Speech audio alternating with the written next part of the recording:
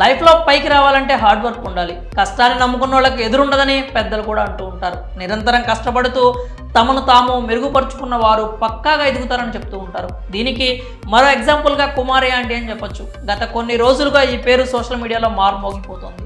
నెట్టింట మొత్తం ఈ పదం చుట్టూనే డిస్కషన్స్ నడుస్తున్నాయి. ఇటీవల కాలంలో ఫుడ్ లవర్స్ బాగా ఎక్కువైపోయారు. ఫుడ్ అంటే ఇష్టం ఉన్న కొంతమంది భోజనం మీద కంటెంట్ క్రియేట్ చేయడానికి హైదరాబాద్ సహా ఉభయ తెలుగు రాష్ట్రాల్లో తిరుగుతున్నారు. అలాగే దేశవ్యాప్తంగా కూడా తిరుగుతూ అక్కడ ఫుడ్ టేస్ట్ చేసి వీడియోలు తీసి సోషల్ మీడియాలో పోస్ట్ చేస్తున్నారు. ఇలాంటి వీడియోలతోనే ఫేమస్ అయిన మహిళ కుమారి ఆంటీ. ఏకంగా తెలంగాణ సీఎం రేవంత్ రెడ్డి గుర్తించే రేంజ్కి ఆమె ఎదిగారు. కుమారి ఆంటీ పూర్తి పేరు సాయి కుమారి. ఆమెకు సోషల్ మీడియా కుమారి ఆంటీగా పేరు పెట్టింది. గత 2-3 ఏళ్లుగా ఆమె వీడియోలు నెట్టింట తిరుగుతూనే ఉన్నాయి. అయితే మీ బిల్లు 1000 రూపాయలు అయింది, 2 లివర్ల ఎక్స్ట్రా అనే వీడియో బాగా వైరల్ అయింది. దీంతో ఆమెను ట్రోల్ చేస్తూ ఇన్స్టాగ్రామ్, ట్విట్టర్లో వీడియోలు, మీమ్స్ తెగ హల్చల్ చేశాయి. ఈ టైంలో ఊరి పేరు భైరవకోన మూవీ యూనిట్ ఆమె ట్రెండింగ్లో ఉందని తెలుసుకొని అక్కడికి వెళ్ళి ఒక వీడియో రిలీజ్ చేశారు. ఆ సినిమాలో హీరోగా నటించిన సందీప్ కిషన్ అక్కడికి వెళ్లడంతో మీడియా ఫోకస్ కుమారి ఆంటీపై పడింది. దీంతో యూట్యూబ్ ఛానల్స్తో పాటు మెయిన్ స్ట్రీమ్ మీడియా కూడా ఆమెను ఇంటర్వ్యూ చేసేందుకు ప్రయత్నాలు చేశాయి.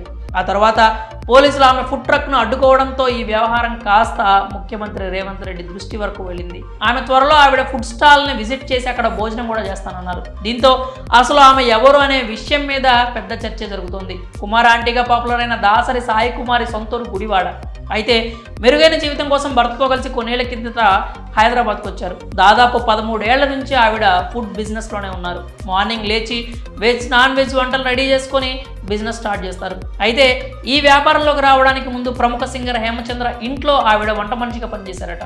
కానీ పిల్లలు పెరుగుతుండడం, ఖర్చులు ఎక్కువ అవుతుండడంతో ఈ బిజినెస్లోకి దిగానని సాయి కుమారి వెల్లడించారు. యూట్యూబ్ ఛానల్స్, సోషల్ మీడియా వల్ల తనకు పాపులారిటీ లభించిందని, కానీ అదే టైంలో నష్టం కూడా జరిగేలా అనిపిస్తోందని వాపోయింది. నిన్న 50,000 ఫుడ్ అమ్ముకునే ఛాన్స్ లేకుండా పోలీసులు సీజ్ చేశారని పేర్కొంది. అయితే మొత్తానికి సీఎం రేవంత్ ఆమెను కలుస్తానని చెప్పడం, భోజనం కూడా రుచి చూస్తానని అనడంతో ఈ వివాదానికి తెరపడినట్లయింది. ఒకప్పుడు సింగర్ ఇంట్లో వంట మనిషిగా ఉన్న ఆమె ఈరోజు ముఖ్యమంత్రి గుర్తించే స్థాయికి ఎదగడం మామూలు విషయం కాదు. మరి కుమారి ఆంటీ సక్సెస్ స్టోరీపై మీరేమనుకుంటున్నారో మీ అభిప్రాయాలని కామెంట్స్ రూపంలో తెలియజేయండి.